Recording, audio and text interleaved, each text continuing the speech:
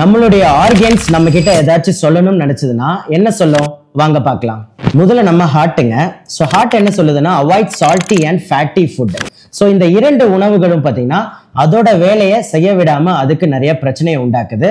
So கொஞ்சம் நம்ம avoid பண்ணிக்கலாம். அடுத்து பார்த்தீங்கன்னா நம்மளுடைய லங்ஸுங்க. So don't smoke. So smoking பண்றதுனால என்ன ஆகுன்றது நம்மளுக்கே தெரியும். ஸோ அதனால அதையும் நம்ம கொஞ்சம் அவாய்ட் பண்ணிக்கலாம். அடுத்து வந்து நம்மளுடைய கண்கள், ரெடியூஸ் ஸ்கிரீன் டைம். ஸோ யாரெல்லாம் லேட் நைட்டா நம்ம வந்து ஸ்க்ரீனை பார்க்குறோமோ கண்ணுக்கு டைரக்டா வந்து ப்ரெஷர் போடுறதுனால அது ரொம்பவே வந்து கஷ்டப்படுதுங்க. அடுத்து பார்த்தீங்கன்னா கிட்னி.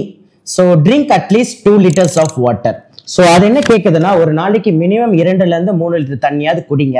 ஸோ அப்போதான் நான் ஒழுங்கா வேலை செய்ய முடியும்ன்றது அது எதிர்பார்க்குது. அடுத்து வந்து பார்த்தீங்கன்னா liver. Avoid high sugar food.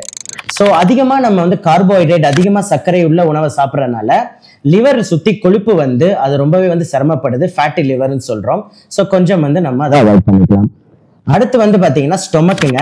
Avoid cold or frozen food. எல்லாருமே வந்து ஐஸ் வாட்டர் இல்லை வந்து சாப்பிடும்போது குளிர்ச்சியான உணவுகள் சாப்பிட்றதுனால நம்ம வயிறு வந்து ரொம்பவே சிரமப்படுது அதை டைஜஷன் பண்றதுக்கு. ஸோ முடிஞ்ச அளவுக்கு இதை நம்ம தவிர்க்க பார்க்கலாம். ஃபைனலா நம்மளுடைய கேல் பிளாடர் என்ன சொல்லுதுன்னா do not skip breakfast. So கேல் பிளாடர்னா தமிழ்ல பித்தப்பைங்க. ஸோ தினசரி நம்ம பிரேக்ஃபாஸ்ட்டை வந்து ஸ்கிப் பண்ணாம ஒரே டைம்ல எடுக்கிறதுனால நம்மளோட பித்தம் வந்து ரொம்ப அதிகமாகாம பார்த்துக்கிறோம். அண்ட் நீங்க ஒருவேளை ஃபாஸ்டிங் எடுக்கிறீங்கன்னா பிரச்சனை இல்லை. இந்த ஆர்கன்ல எதெல்லாம் நீங்க கஷ்டப்படுத்துறீங்கன்றதை மறக்காம கமெண்ட்ல போடுங்க.